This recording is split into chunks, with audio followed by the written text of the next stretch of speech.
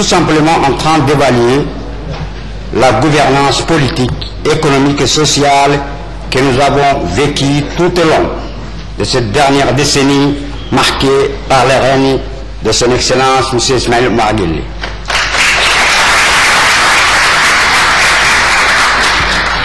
Monsieur le Président, chers compatriotes, comme vous le voyez, nous sommes au 6e jour de ce séminaire national consacré à la réflexion et au débat sur la politique nationale qui a prévalu, ainsi que sur ce qu'ont été les actions du gouvernement au cours de cette décennie qui s'achève, le tout découlant bien évidemment et incontestablement du génie.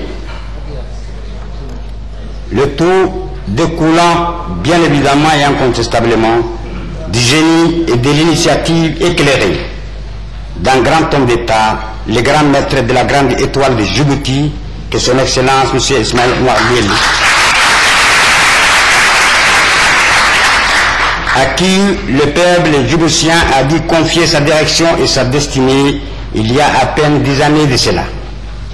Ceci dit, 16 ministres m'ayant précédé à ces micros devant vous pour vous présenter tour à tour leurs exposés, je vais à mon tour vous présenter un exposé relatif au bilan et aux perspectives d'un département ministériel dont je suis en charge. Il s'agit bien sûr du ministère de la Défense nationale. Pour vous permettre de mieux appréhender les pourtours de mon exposé, je vais commencer par quelques rappels historiques et relater également la chronologie des faits essentiels. Monsieur le Président, mes chers compatriotes, le grand honneur de me confier ce grand département ministériel qu'est la Défense nationale m'a été fait par son Excellence le Président de la République, et c'est au lendemain de son investiture à la magistrature suprême et à l'occasion de la formation de son premier gouvernement qui avait vu le jour le 12 mai 1999. Dès mon entrée en fonction, le chef de l'État m'avait assigné toutes les directives particulières qui se rapportaient à ma nouvelle fonction, et sans plus tarder, j'avais procédé d'abord à un état de lieu complet du ministère et de ses institutions. De ce constat de la situation avait ressorti que les institutions de la défense étaient mal organisées, mal structurées, mal habillées, mal équipées, mal nourries, avec un budget de fonctionnement très insignifiant pour un effectif de plus de 5 000 hommes, dont 2500 anciens militaires et 2900 mobilisés auxquels était mélangé un contingent issu des Ouagariens. D'autant plus qu'ils étaient éparpillés dans plusieurs positions, à l'intérieur du pays et surtout dans les deux districts du Nord, et confrontés en permanence à une situation d'insécurité imposée par la dissidence de l'ex-rébellion du FRID qui se réclamait à l'époque de l'ancien Premier ministre Ahmed Dini Ahmed. Les deux équipements et les matériels militaires en possession étaient déjà obsolètes et l'opérabilité des troupes était souvent handicapée par une telle situation. Les infrastructures de base étaient elles aussi dans un état de délabrement avancé. Le compte-rendu de la situation avait été aussitôt soumis au chef de l'État avec des propositions tendant à relever la situation. Le président n'avait pas tardé à arrêter une stratégie et un plan d'action qui a pu nous permettre de dissiper par la suite, il y a quelques années, toutes ces difficultés une à une. Pour ce faire, il avait fallu en premier lieu de mettre en route un processus de paix avec les responsables du FRID armé, en l'occurrence le fait Ahmed Dini, tout en faisant peser parallèlement les menaces réelles d'éradication sur ce maquis implanté dans les districts du Nord. L'initiative qui n'a pas manqué d'apporter ses fruits. Par la suite, nous avons procédé à la réorganisation et à la restructuration des forces nationales de défense en versant presque 85% des militaires mobilisés dans les forces régulières et en démobilisant les 15% restants. C'est parce qu'une armée constituée en majorité de mobs ne pourrait point prétendre être une armée réelle, organisée et structurée.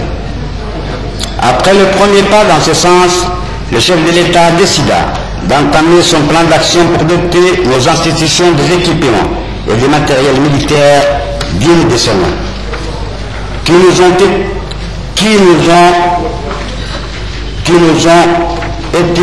très énormément coûteux. Les améliorations des conditions de vie de nos forces, la rénovation de nos infrastructures de base, le rajeunissement de l'effectif de nos forces par le recrutement important de jeunes de haut niveau avec le départ programmé de nos anciens à la retraite, ainsi que l'octroi d'un budget de fonctionnement raisonnable ont permis à nos institutions de défense et de sécurité de retrouver le salut et de renouer avec le dynamisme et la fierté. Monsieur le Président, chers compatriotes, comme vous le savez, les institutions de défense et de sécurité dont il est question sont composées de forces armées, de la garde républicaine qui a remplacé l'ancien escadron présidentiel, ainsi que de la gendarmerie nationale. Et les organismes qui sont rattachés à mon ministère sont également la Caisse nationale de retraite, appelée la CNR, l'Académie militaire interarmée d'Arca, Amiens, et l'Office national des anciens combattants.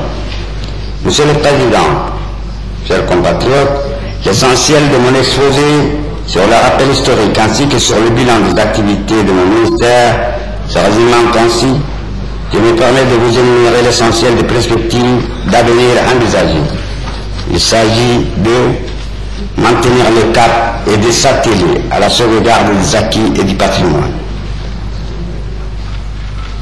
2. La restructuration et la réorganisation du ministère à travers un projet de loi en instance, suivi d'un projet de réorganisation des forces armées djiboutiennes et de la gendarmerie.